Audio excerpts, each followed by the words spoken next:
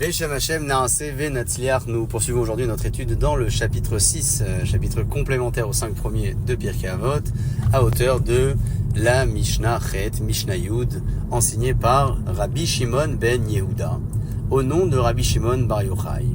Disait le maître, Hanoi, la beauté, Koach, la force, Osher, la richesse, Ve'akavod, et l'honneur, Ve'achorma, et la sagesse, Ve'azikna, et la vieillesse, ou plutôt l'expérience, Ve'haseva. Seva, c'est l'étape qui arrive après la vieillesse, Ve'abanim, et enfin les enfants, Nael tzadikim, Ve'nael olam. Ce sont donc des qualités qui sont bonnes pour les tzadikim, et également bonnes pour le monde. Et pour cause, disait le commentaire du Yachin, que lorsque les tzadikim possèdent ces qualités-là, ils en font profiter également leur entourage. Il ne s'agit pas d'une consommation personnelle finalement, qui sera uniquement à l'avantage de ceux qui les détiennent. Ce seront donc des éléments favorables également pour les autres. Pour l'exemple, nous parlons notamment du premier point, qui est le Noi. Le Noi, on traduisait tout à l'heure, c'était la beauté ou la grâce.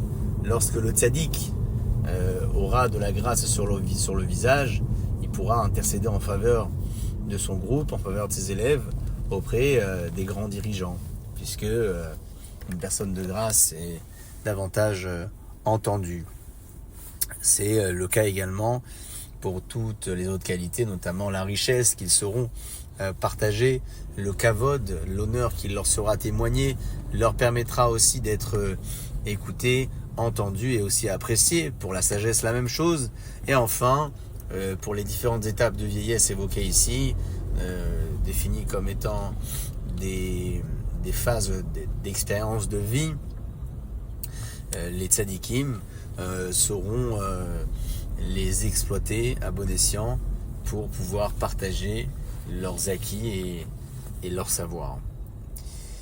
Si les Rechaim en revanche détiennent ces qualités-là, ils pourront donc les exploiter à mauvais escient, et notamment la beauté, la force et autres pour les Rechaim. Ce sont des moyens qui leur permettent d'arriver à la perversion et au reste. Et donc tout cela est mauvais finalement pour les Rechaim eux-mêmes, mais mauvais également pour leur entourage. Dans la suite de la Mishnah, le maître évoque sa première référence qui rejoint un petit peu les propos évoqués dans les Mishnahot précédentes. Vous savez, lorsque nous parlions des références écrites par le roi Shlomo dans les proverbes de Mishlé, à nouveau, ici dit le maître, Ateret tiferet seva bederer tzedaka timatse. Le mot Ateret fait référence à la couronne. La couronne de Ateret tiferet seva. La couronne de ceux qui ont atteint l'âge de la sagesse et de la vieillesse dans un chemin de justice, elle sera aperçue. Et tiferet bachurim kocham, la couronne de la jeunesse et leur force, va'adar zekenim seva, et celle des personnes âgées, c'est la seva. Alors bederer tzedaka timatse, ce propos qu'écrit donc le roi Shlomo dans son verset fait référence aux différentes qualités évoquées ci-dessus, c'est-à-dire la force, la richesse, le kavod, la sagesse, également, et parmi les autres qualités, mais ces premiers en tout cas tout particulièrement en sont largement sous-entendus dans le propos, mais pas nécessairement écrits dans les textes de Shlomo HaMelech. Pourquoi ? Puisque la force, la richesse, l'honneur et la chorma, de toute évidence, lorsqu'elles sont exploitées à bon escient, elles sont bonnes pour ceux qui la détiennent et également pour leur entourage.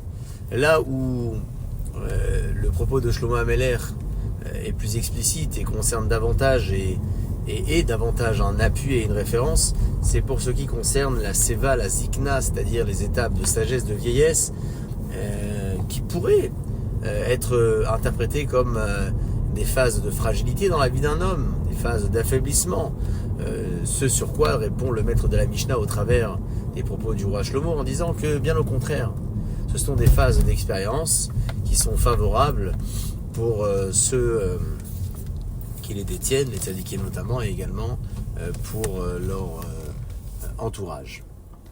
Dans la suite de la Mishnah, toujours en guise de référence, le maître évoquait donc le verset non seulement qui parlait de la jeunesse, et il évoquait également le second verset dans lequel il est noté Ateret Chachamim Oshram, la couronne des Chachamim et leur richesse, la couronne des personnes Zekenim, des Banim, sur les petits-enfants, Vetiferet Banim Avotam, également celle des enfants, ce sont leurs parents. Et il ramène donc encore une seconde référence, Vechafra Alvana Obosha Achama, et lorsque la lune va creuser, le soleil aura honte, qui Malach Hashem Tzvakot Be'ar Tzion, car Dieu régnera sur le mont Sion ou Birushalayim. Veneged Zekenav Kavod, et face aux personnes âgées se situera le Kavod. Alors, ce sont donc différentes références qui, quelque part, ont été évoquées ici en appui aux qualités bonnes pour les tzadikim et bonnes également pour leur entourage.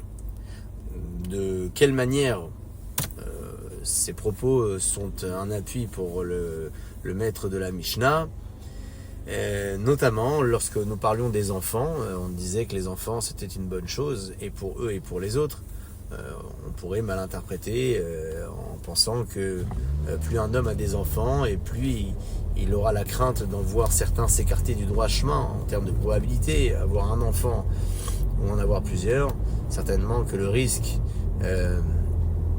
de les voir s'écarter se multiplie lorsqu'il y en a plusieurs. Donc le maître de la Mishnah veut bien préciser ici que c'est tout à fait le contraire.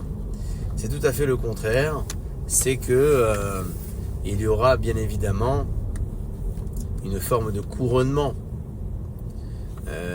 par le fait que cet homme aura su éduquer ses enfants convenablement.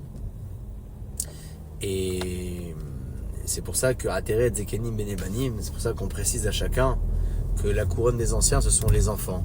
Parce que si les enfants ne sont pas instruits, alors on dira ce sont les enfants de un tel.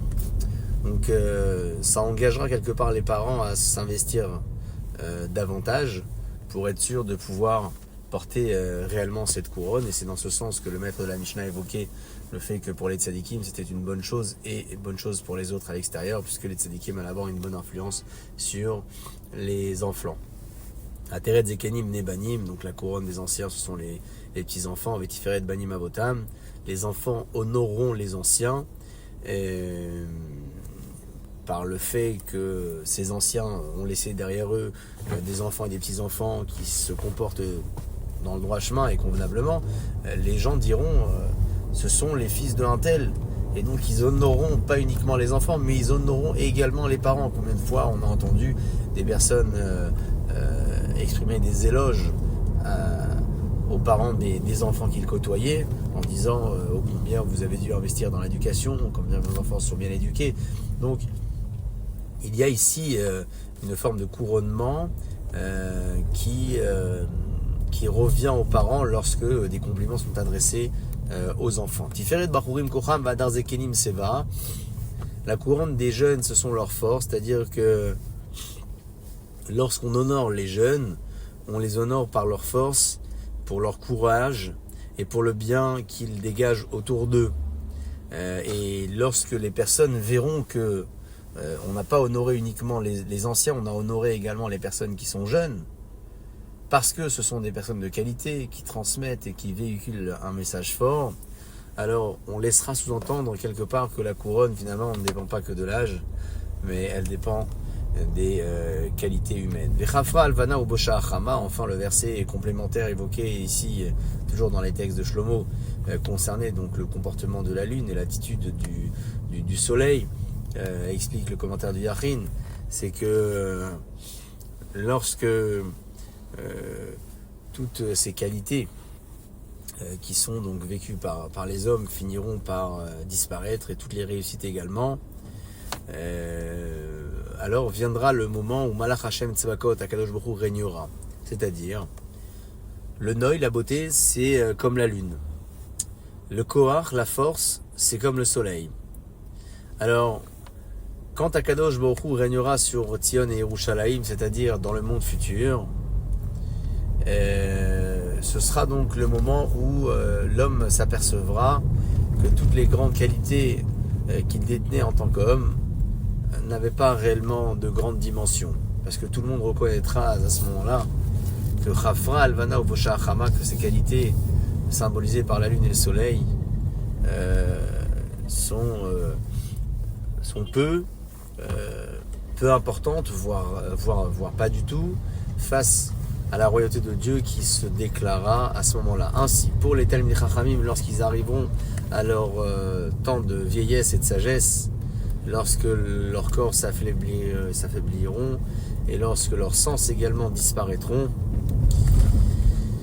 le soleil donc vivra un moment de honte, c'est-à-dire le Sechel, la lumière de l'homme, la lumière de ces hommes finira également par s'affaiblir.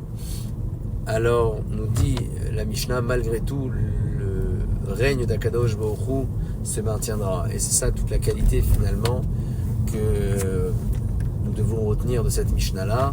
C'est pas uniquement la qualité sur le plan physique, surtout la qualité sur le plan spirituel qui ne se terne pas avec le temps et qui ne disparaît pas même après la disparition des hommes, puisque ce sont ces messages qui sont retenus par les proches, par les amis et par toutes celles et ceux qui ont côtoyé les tzadikim en question de près ou de loin. Ainsi évoque le propos de cette Mishnah, conclu par Rabbi Shimon bar Menassia, qui dit que ces 7 points que Chachamim ont évoqués ici, Kulam nitkaimu be Rabbi uvanav, ils ont tous été accomplis par Rabbi et ses enfants, c'est-à-dire le maître Rabbi, ses enfants également, ont fait bon usage de ses qualités physiques et intellectuelles et spirituelles aussi, et ils ont su donc influencer autour d'eux convenablement. Bon,